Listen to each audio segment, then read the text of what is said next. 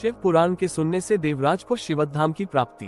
श्री शंकर जी ने कहा, महाभाग सूत जी, आप धन्य है, चतुर्वर्ग के तत्वों के ज्ञाता है। आपने कृपा भाव से हमको बड़ी अद्भुत कथा सुनाई। संसार में इस कथा के समान कल्याण का सर्वोत्तम साधन दूसरा कोई नहीं है।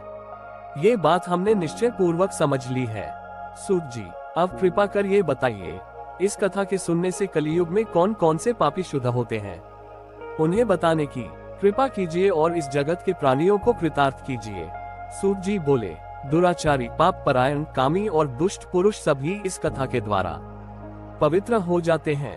लोभी, मिथ्याभाषी, माता पिता को दुख देने वाला, दंभी, पाखंडी, हिंसा परायण, इस प्रकार के सभी मनुष्यों के हृदय इस कथा के द्वारा शुद्ध हो जाते हैं। जाति से पतित, याश्रम, गृहस्थाश्रम आदि के कर्तव्यों से पतित, छल छिद्र से आजीविका करने वाले, ब्राह्मणों का धन अपहरण करने वाले और उसी धन से अपना उदर पालन करने वाले, ये सब ही इस कथा के द्वारा शुद्ध हो जाते हैं। इसी विषय में जानकार मुनि इस प्राचीन इतिहास का उदाहरण दिया करते हैं, जिसके श्रवण मात्र से पापों का पुनर्तः नाश हो जाता है।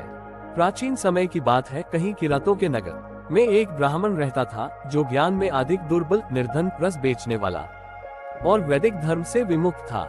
वह स्नान, संध्या वंदन आदि दैनिक धार्मिक कार्यों से भ्रष्ट हो गया था और वैश्यावृत्ति में तत्पर रहता था। उसका नाम देवराज था। वह अपने ऊपर विश्वास करने वाले मनुष्यों को ठगा करता था। वह इतना नीच था कि ब्राह्मणों, क्षत्रियों, वैश्यों, शूद्रों तथा दूसरों को भी अनेक बहानों से मारकर उनकी धनराशि हर लेता था। उसने अधर्म द्वारा अधिक धन एकत्र किया, पर धर्म के मार्ग में एक पैसा तक नहीं लगाया।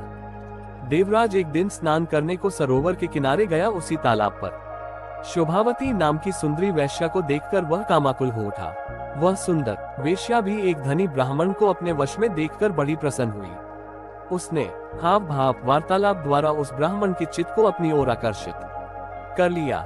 उसकी सब क्रियाओं में समानता आ गई। देवराज के पिता ने और उसकी धर्म पत्नी ने उसको उस वेश्या के चंगुल से छुटाने का बहुत प्रयास किया, पर सब निष्फल रहा। कामासक्त उस देवराज ने ईर्ष्या कारण रात को सोते हुए माता पिता और अपनी धर्मपत्नी को मारकर उनका सब धन ले लिया और अपना धन तथा माता पिता का सब धन शोभावती वेश्या के अर्पण कर दिया और भक्ष्य एवं पेयापे सबका विचार छोड़कर मद्यपान करने पर उतारू हो गया और वेश्या के साथ साथ एक पात्र में भोजन करने लगा। एक दिन भावी प्रेरणा से प्रेरित होकर देवराज घूमता घूमता काशी में जा पहुंचा। वहां उसने एक शिवालय देखा, जहां बहुत से साधु महात्मा संत एकत्र थे।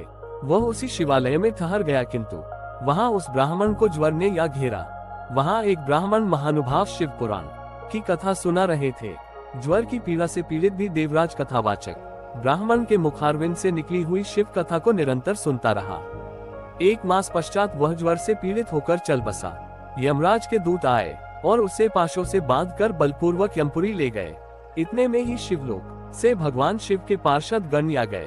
उनके समस्त अंग कपूर के समान गौर और स्वच्छ थे। उनका सारा शरीर भस्म से सुशोभित था। उनके गले में रुद्राक्ष की माला और हाथों में त्रिशूल थे। वे सब रुद्रगण क्रोध के आवेश में भरकर शिवपुरी से यमपुरी पहुंचे। उन्होंने यमदूतों को मारा और फटकारा से और उनसे देवराज को छीन लिया। उसको सुंदर विमान पर बिठाकर पार्षद गण जैसे ही कैलाश को जाने को उद्यत हुए, वैसे ही यमपुरी में बड़ा कोलाहल मच गया। कोलाहल को सुनकर धर्मराज अपने भवन से बाहर आए। उन चारों दूतों को साक्षात रुद्र के समान देखकर उनकी विधिपूर्वक पूजा की। धर्मराज ने ज्ञानचक्षुओं द्वारा सब घटित घटना को जान लिया। उन्होंने भय के कारण उन दूतों से कुछ नहीं पूछा, उल्टे उन सब की पूजा एवं प्रार्थना की।